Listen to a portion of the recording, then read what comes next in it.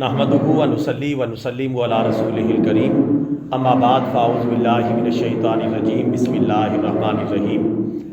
Brethren इस्लाम, आज के हमारे दर्स कुरान का मौजू है सूरतुल फातिहा का तर्जमा व तफसीर और सूरतुल फातिहा का माना व मफ़हूम। सूरतुल फातिहा कुरान करीम की पहली सूरह मुबारका है। इस सूरह मुबारका को उम्मुल किताब भी कहते हैं, इस सूरह मुबारका को शिफा भी कहते हैं और इस सूरह मुबारका को एक हदीस मुबारका में हर बीमारी से शिफा भी करार दिया गया है। और ये ऐसी सूरह मुबारका है जो नमाज की तकरीबन तमाम रकातों में पढ़ी जाती है और इसके बगैर नमाज नहीं होती। सूरतुल फातिहा के बारे में प्यारे आका सल्लल्लाहु अलैहि वसल्लम ने ताकीदन इरशाद फरमाया कि कोई नमाज सूरह फातिहा के बगैर नहीं होती। तो इस सूरह फातिहा की बहुत ज़्यादा ताकीद है, बहुत ज़्यादा फ़ज़ाइल हैं। कुरान करीम की पहली सूरह मुबारका है और ये मक्का मुकरमा में नाज़िल हुई। इसकी 7 आयात हैं जिनको हम रोज़ाना पढ़ते हैं और इसके बगैर हमारी नमाज मुकम्मल नहीं होती। आइए इस सूरह मुबारका का तर्जमा व तफसीर देखते हैं और इसकी तिलावत करने की सआदत हासिल करते हैं। आऊज़ु बिल्लाहि मिनश शैतानिर रजीम बिस्मिल्लाहिर रहमानिर रहीम अल्हम्दुलिल्लाहि रब्बिल आलमीन। ये आयत नंबर 1 है। अल्हम्दुलिल्लाहि रब्बिल आलमीन का तर्जमा है कि तमाम तारीफ़ें अल्लाह ताला के लिए हैं जो तमाम जहानों को पालने वाला है। ये बात बिल्कुल कन्फर्म है कि दुनिया में जो भी तारीफ़ की जाएगी वो तारीफ़ दरअसल किसकी होगी? अल्लाह ताला की होगी। अगर आप किसी मखलूक की, किसी चीज़ की, किसी ईजाद की भी अगर तारीफ़ करेंगे तो दरअसल वो अल्लाह ताला की तारीफ़ होगी, क्योंकि वो मखलूक अल्लाह की है, वो चीज़ का मटीरियल अल्लाह ने पैदा किया। इसलिए कायनात में आप जिसकी भी तारीफ़ करेंगे हकीकतन वो किसकी तारीफ़ होगी? अल्लाह ताला की। इसलिए अल्लाह ताला ने फरमाया अल्हम्दुलिल्लाह, तमाम तारीफ़ें अल्लाह ताला के लिए हैं। रब्बिल आलमीन, जो तमाम जहानों का परवरदिगार है। तमाम जहान, पता नहीं कितने जहान हैं। एक तो ये जहान हमें हमारा नज़र आता है, ज़मीन और आसमान वाला जहान। इसके अलावा भी वो बहुत सारे जहान हैं। अल्लाह ताला तमाम जहानों का परवरदिगार है, शहनशाह मुतलक है, कादिर मुतलक है और अजीम कायनात का अजीम खुदा है। तो इसलिए हर तारीफ़ का मुस्तहिक वही बनता है। बाकी बंदों की तारीफ़ें तो आर्जी होती हैं, ख़त्म हो जाने वाली होती हैं। असल तारीफ़ें अल्लाह रब्बुल आलमीन की होती हैं। पहली आयत करीमा का मफ़हूम आपकी समझ में आ गया होगा।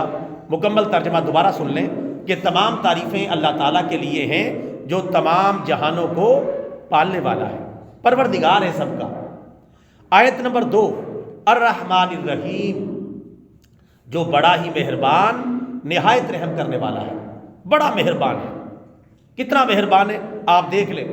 कैसे कैसे गुनाह हो जाते हैं हमसे और कैसी कैसी नाफरमानियाँ इस सरजमीन पर अल्लाह ताला की हो जाती हैं, लेकिन वो मेहरबान है। फ़ौरन नहीं पकड़ता, फ़ौरन गिरफ्तारी नहीं डालता, फ़ौरन सज़ा नहीं देता, फ़ौरन किसी बीमारी में मुब्तला नहीं करता। मेहरबान है। अर्रहीम, बहुत ही ज़्यादा रहम करने वाला है, मुआफ़ करता रहता है, रहमत करता रहता है। बंदा चाहे कैसा भी क्यों ना हो, लेकिन अल्लाह ताला की जो रहमत है उस पर होती ही रहती है, बशर्ती के बंदा उसका हक अदा करे। बात रब पे जो छोड़ देता है, टूटे रिश्ते वो जोड़ देता है, उसके लुत्फ़ व करम के क्या कहने, लाख मांगो करोड़ देता है। इतना मेहरबान है। इस यहाँ से कभी हमने किनारा ना किया, पर तूने दिल आज़ुर्दा हमारा ना किया। हमने तो जहन्नम की बहुत कोशिश, पर तेरी रहमत ने गवारा ना किया। अल्लाह नहीं चाहता कि मेरे बंदे जहन्नम में चले जाएं। वो बड़ा मेहरबान है और रहमत करने वाला है। आयत नंबर 3 मालिक यौमिद्दीन, वो क़यामत के दिन का मालिक है। क़यामत का दिन क्या है? जब ज़मीन व आसमान सब ख़त्म, तो फिर सारी दुनिया के लोग एक मैदान में जमा होंगे, जिसको मैदान क़यामत भी कहते हैं, मैदान माशर भी कहते हैं, हशर का मैदान भी कहते हैं। सारी मखलूक हज़रत आदम अलैहिस्सलाम से लेकर सुबह क़यामत तक जितने भी इंसान पैदा होंगे सब उस मैदान में जमा होंगे। उस मैदान का, उस फैसले के दिन का मालिक कौन है? अल्लाह। वह अल्लाह की बात चलेगी और किसी की बात नहीं चलेगी अल्लाह की मर्ज़ी के बगैर। हाँ, जब अल्लाह की मर्ज़ी کے بعد اللہ کے نبی یوں کی بات بھی چلے گی، اللہ کے نبی شفاعت بھی کریں گے، اللہ تعالیٰ کے نبی اپنی اپنی امتوں کی سفارش بھی کریں گے، لیکن حقیقی مالک قیامت کے دن کا کون ہے؟ اللہ تعالیٰ، مالک یوم الدین، قیامت کے دن کا مالک۔ قیامت کا دن کوئی معمولی دن نہیں ہے، قیامت کا دن اتنا خطرناک دن ہے کہ جب قیامت آئے گی ہر چیز تہس نہس ہو جائے گی، زمین اور آسمان فنا ہو جائیں گے، سورج اور چاند اور ستارے سب تباہ و برباد ہو جائیں گے، ہر چیز فنا کے گھاٹ اتر جائے گی۔ یہ اللہ تعالیٰ کی طاقت اور قوت ہے جو اس کائنات کو پیدا کر سکتا ہے، اس کائنات کو بھسم بھی کر سکتا ہے، اس کائنات کو تباہ بھی کر سکتا ہے، یہ اس کی طاقت ہے۔ قیامت اتنی قیامت خیز ہوگی کہ ماں اپنے دودھ پیتے بچے کو بھول جائے گی، حالانکہ ماں کا کتنا پیار ہوتا ہے، ماں کو اپنی فکر پڑ جائے گی، ہر ایک کو اپنی فکر پڑ جائے گی، اتنی دہشت ہوگی قیامت کی۔ اللہ تعالیٰ ہمیں اپنی پناہ میں رکھے۔ یہ تو قیامت کا منظر ہوگا، پھر قیامت کے بعد جب حاضری ہوگی سارے لوگ قبروں سے نکل کر بھاگیں گے میدان قیامت کی طرف اپنا اپنا حساب دینے کے لیے، تو میدان قیامت سجے گا، ایک ایک بندے کا ایک ایک عمل دیکھا جائے گا اور پرکھا جائے گا کہ اس نے کیا کیا۔ پھر جس نے ذرے کے برابر نیکی کی ہوگی اس کا انعام ملے گا، اور جس نے ذرے کے برابر گناہ کیا ہوگا اس کا خمیازہ اسے بھگتنا پڑے گا اگر اللہ تعالیٰ نے اسے معاف نہ کیا۔ تو اتنے عظیم دن کا مالک کون ہے؟ اللہ تعالیٰ، مالک یوم الدین۔ آیت نمبر 4، ایاک نعبد و ایاک نستعین، اس کا ترجمہ ہے اے اللہ ہم تیری ہی عبادت کرتے ہیں اور ہم تجھ سے ہی مدد مانگتے ہیں۔ ہی کے لفظ پر غور کریں، اے اللہ ہم تیری ہی عبادت کرتے ہیں، تیری بھی عبادت کرتے ہیں یہ نہیں ہے، اور تجھ سے ہی مدد مانگتے ہیں، تجھ سے بھی مدد مانگتے ہیں یہ نہیں ہے۔ کیا ترجمہ ہے؟ اے اللہ ہم تیری ہی عبادت کرتے ہیں اور تجھ سے ہی مدد مانگتے ہیں، یعنی عبادت ہم تیرے سوا کسی کی نہیں کرتے، جھکیں گے تو تیرے سامنے جھکیں گے، سجدہ کریں گے تو تجھے کریں گے، عبادت کریں گے تو صرف تیری کریں گے، کیونکہ اللہ کے علاوہ کسی کی عبادت جائز نہیں ہے۔ اسی وجہ سے، اس آیت کی وجہ سے کہ ہم تیری ہی عبادت کرتے ہیں، ہر سورہ فاتحہ میں ہم اقرار کرتے ہیں، اس کے بعد کوئی بندہ کسی بت کے سامنے جھک جائے، کسی قبر کے سامنے جھک جائے، یا کسی مزار کے سامنے جھک جائے، یا سجدہ ریز ہو جائے، تو یہ اس کے لیے جائز نہیں ہوگا، کیونکہ وہ تو سورہ فاتحہ کی آیات کی خلاف ورزی کر رہا ہے، اور اسی کا حصہ ہے۔ اور ہم تجھ ہی سے مدد مانگتے ہیں، تجھ ہی سے، ہر مشکل میں، ہر حاجت میں، ہر ضرورت میں، ہر موقع پر جب بھی ہمیں پکارنا پڑے تو تجھے پکارتے ہیں، تجھے فریاد کرتے ہیں، تجھ سے دعا مانگتے ہیں، اور مدد کی ضرورت پڑے ہم دائیں بائیں آگے پیچھے کہیں نہیں بھاگتے، مخلوق کی طرف نہیں بھاگتے، بلکہ اے ہمارے پروردگار ہم تیری طرف بھاگتے ہیں، تیری ہی عبادت کرتے ہیں اور تجھ سے ہی مدد مانگتے ہیں۔ ہم چونکہ جب موقع بنتا ہے اللہ سے مدد نہیں مانگتے، کبھی ادھر کبھی ادھر، کبھی یہاں کبھی وہاں، پھر کام ہمارے ہوتے نہیں، کہتے یار پتہ نہیں کام کیوں نہیں ہو رہا۔ بھئی آپ نے صحیح جگہ پر رابطہ ہی نہیں کیا، آپ نے صحیح جگہ پر اپنا نمبر ملایا ہی نہیں، تو آپ کا کام کہاں سے ہونا ہے؟ بھاگیں ادھر ادھر۔ اللہ فرماتا اچھا مجھے چھوڑ کے مخلوق کی طرف بھاگتا ہے، ادھر ادھر بھاگتا ہے۔ ہاں بطور ذریعہ تو آپ کسی کو سے رابطہ کر سکتے ہیں، جیسے ڈاکٹر سے بطور ذریعہ، اس طرح تو کر سکتے ہیں، لیکن آپ اس پر کلی اعتماد کر لیں بس یہی مجھے شفا دے گا، تو یہ جہالت کی انتہا ہے۔ ڈاکٹر بھی کسی کو شفا نہیں دے سکتا، کوئی تعویذ گنڈے والا بھی کسی کو شفا نہیں دے سکتا، شفا کون دے گا؟ اللہ، وہ صرف ذریعہ بن سکتے ہیں۔ تو اس حوالے سے ہمارا کانسیپٹ جو ہے کلیئر ہونا چاہیے کہ ہم اللہ ہی کی عبادت کرتے ہیں اور اللہ تعالیٰ ہی سے مدد مانگتے ہیں۔ آیت نمبر 5، اہدنا الصراط المستقیم، پھر دعا کرتے ہیں ہم، اے اللہ ہمیں سیدھا راستہ دکھا، اے اللہ ہمیں سیدھے راستے پر چلا۔ اس کا جو صحیح معنی و مفہوم ہے وہ یہ ہے کہ اے اللہ ہمیں سیدھا راستہ دکھا بھی دے اور سیدھے راستے پر چلا بھی دے۔ بعض اوقات بندہ سیدھا راستہ تو دیکھ لیتا ہے لیکن اس پہ چلتا نہیں، تو اللہ تعالیٰ سے یہ ڈبل دعا اس کے اندر ہو گئی ہے، اے اللہ ہمیں سیدھا راستہ دکھا اور ہمیں سیدھے راستے پر چلا بھی دے۔ اب جس طرح فیکٹریاں تو سب کو نظر آتی ہیں لیکن کام کسی کسی کو ملتا ہے، تو ہم اگر کہیں یا اللہ ہمیں فیکٹری دکھا دے، فیکٹری کا گیٹ دکھا دے، فیکٹری کا گیٹ تو نظر آ جائے گا، فیکٹری بھی نظر آ جائے گی لیکن کام نہیں ملے گا۔ اب مطلب سمجھ میں آیا؟ اے اللہ ہمیں سیدھا راستہ دکھا اور اس پر چلا، دکھا بھی دے اور چلا بھی دے، کیونکہ ہم دیکھ لیں گے تو ہم تو وہی کھڑے رہیں گے، تیری مدد کے بغیر چل نہیں سکیں گے۔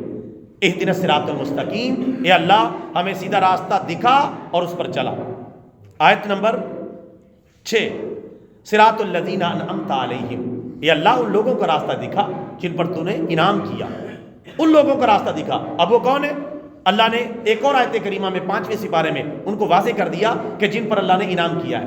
انعم اللہ علیہم من النبیین والصدیقین والشہداء والصالحین وحسن اولئک رفیقا، کہ وہ کون ہے؟ اللہ کے نبی، اللہ کے پیغمبر، اللہ کے پیارے رسول، نبی، صدیق، شہداء، صالحین، نیک بندے، اولیاء کرام، جو صحیح اولیاء کرام قرآن و سنت کو فالو کرنے والے، تو ان کا راستہ تو ہمیں دکھا اور ان کے راستے پر چلا جن پر تم نے انعام کیا تھا۔ انعام یافتہ یہ لوگ ہیں تو ان کا راستہ ہی ہمارے انعام کا سبب بنے گا۔ نبیوں کا، اللہ کے جو نبی ہیں ان کا راستہ، صدیقین کا جو سچے لوگ ہیں ان کا راستہ، اور شہداء کا، شہیدوں کا راستہ جو اللہ کے راستے میں جہاد کرتے ہیں، اور صالحین میں اللہ کے نیک بندے، اولیاء کرام سب آ جاتے ہیں، ان کا ہمیں راستہ دکھا۔ وحسن اولئک رفیقا، اور ان کا ساتھ بہترین ساتھ ہے، ان کا ساتھ ہمیں نصیب فرما دے۔ یہ صحیح اولیاء کرام کی بات ہو رہی ہے۔ آج کل تو بہت ساری جگہوں پر بھنگیوں، چرسیوں، ملنگوں، بے نمازیوں کے مزار بنے ہوئے ہیں۔ لا حول ولا قوت الا باللہ، انا للہ و انا الیہ راجعون۔ ان کا راستہ نہیں مانگا جا رہا ہے، وہ تو غلط طریقے سے ایسے لوگوں نے، جاہلوں نے یہ کام کر دیا، اور جاہل لوگ وہاں چکر لگاتے رہتے ہیں، اور باہر مزاروں کے باہر بھانگ، چرس، سوٹے اور نشہ چل رہا ہے، ملنگ گھوم رہے ہیں، کپڑے پورے نہیں، ننگ دھڑنگ پڑے ہوئے ہیں، اور لوگ وہاں جا رہے ہیں جی یہاں کوئی ثواب ملے گا۔ لا حول ولا قوت الا باللہ۔ یہ لوگ اولیاء کرام نہیں ہیں۔ چاہے مزار آسمان سے اونچا کھڑا کر دیں، مزار کھڑا کرنے سے کوئی اللہ کا ولی نہیں بن جاتا۔ اللہ کا ولی وہ ہے جو اللہ کے قرآن پر عمل کرتا ہے اور پیارے نبی کے فرمان پر عمل کرتا ہے، چاہے اس کا مزار بنے یا نہ بنے۔ مزار بننا کوئی معیار نہیں، تو لہٰذا آج لوگوں نے ان چیزوں کو معیار بنایا ہوا ہے، جہاں مرضی جا کے جھک جاتے ہیں، کسی چیز کا پتہ نہیں ہوتا۔ صحیح اولیاء کرام ان کے سامنے بھی جھکنا جائز نہیں ہے۔ جھکنا تو صرف کس کے سامنے؟ اللہ تعالیٰ کے سامنے۔ راستہ ان لوگوں کا جن پر تو نے انعام کیا۔ آخری آیت کریمہ، آیت نمبر 7۔ تو سورۃ الفاتحہ میں کل کتنی آیتیں؟ 7 آیتیں۔ آخری آیت، یا اللہ ان لوگوں کا راستہ نہ دکھا جن پر تیرا غضب نازل ہوا اور نہ گمراہوں کا۔ یا اللہ جن پر تیری ناراضگی، تیرا غضب، تیرا غصہ نازل ہوا، ان کا راستہ ہمیں نہ دکھانا، اور جو گمراہ ہو گئے، بھٹک گئے، سیدھے راستے سے دور ہو گئے، ان کا راستہ بھی ہمیں نہ دکھانا۔ علماء نے اس کی مین تفسیر یہ لکھی ہے کہ المغضوب علیہم سے مراد یہودی ہے، اور ضالین سے مراد عیسائی ہے، کہ یا اللہ ہمیں یہودیوں اور عیسائیوں کا راستہ نہ دکھانا، کیونکہ یہودیوں پر بھی اللہ کا غیظ و غضب نازل ہوا جب انہوں نے عیسیٰ علیہ السلام کو تسلیم نہیں کیا، اور عیسائیوں پر بھی اللہ کا غیظ و غضب نازل ہوا جب انہوں نے ہمارے پیارے نبی کو تسلیم نہیں کیا۔ یہودی اور عیسائیوں دونوں نے ہمارے پیارے نبی کو تسلیم نہیں کیا، آپ کی نبوت اور رسالت کو تسلیم نہیں کیا، تو یہ گمراہ ہیں، بھٹکے ہوئے، سیدھے راستے سے دور ہو چکے ہیں، تو ان کا راستہ ہمیں نہ دکھا۔ یعنی مرکزی تفسیر اس کی یہ ہے، ورنہ اس کے علاوہ چونکہ قرآن پاک کی آیت کا یہ ہوتا ہے جسے فٹ اسے گفٹ، یعنی مطلب یہ کہ یہ آیتیں عام ہیں، کوئی بھی گمراہ لوگ ہیں، کوئی بھی ایسے لوگ ہیں کہ جن پر اللہ کا غضب اور ناراضگی نازل ہوئی ہے، چاہے وہ یہود و نصارہ ہوں، چاہے وہ ہندو ہوں، چاہے کوئی اور ہو، جن پر اللہ کا غضب نازل ہوا ہے، جو اللہ کے قرآن کے خلاف ہیں، پیارے نبی کی حدیث کی مخالفت کرتے ہیں، ان سب کا راستہ ہمیں نہ دکھا، ہمیں ان لوگوں کا راستہ دکھا جو اللہ کے قرآن پر چلتے ہیں اور پیارے نبی کے فرمان پر چلتے ہیں۔ آج ہماری حالت یہ ہو چکی ہے، جیسا کہ ڈاکٹر علامہ اقبال نے فرمایا، وضع میں ہو تم نصارہ تو تمدن میں حنود، یہ مسلمان ہیں جنہیں دیکھ کے شرمائے یہود۔ اللہ معاف فرمائے، ہماری یہ حالت ہو چکی ہے، وضع میں، قطع میں، شکل و صورت میں، لباس میں، بود و باش میں، چلنے پھرنے میں ہم کافروں کی طریقے اختیار کر چکے ہیں، مدد اللہ سے مانگتے ہیں، اور طریقوں پر چل رہے ہیں کافروں کے، کپڑوں میں، چلنے پھرنے میں، وضع قطع میں، شکل و صورت میں، بول چال میں، سٹائل میں یہود و نصارہ کی پیروی کر رہے ہیں، ہندوؤں کی پیروی کر رہے ہیں، اور ہم چاہتے ہیں کہ ہمارے اوپر اللہ کی رحمتیں نازل ہو جائیں۔ ایسا نہیں ہوگا جب تک ہم پیارے آقا حضرت محمد مصطفیٰ صلی اللہ علیہ وسلم کی پیروی نہیں کریں گے، اللہ کی رحمتیں ہم پر نازل نہیں ہوگی۔ اللہ تعالیٰ ہمیں سمجھنے کی توفیق عطا فرمائے۔ وما علینا الا البلاغ المبین۔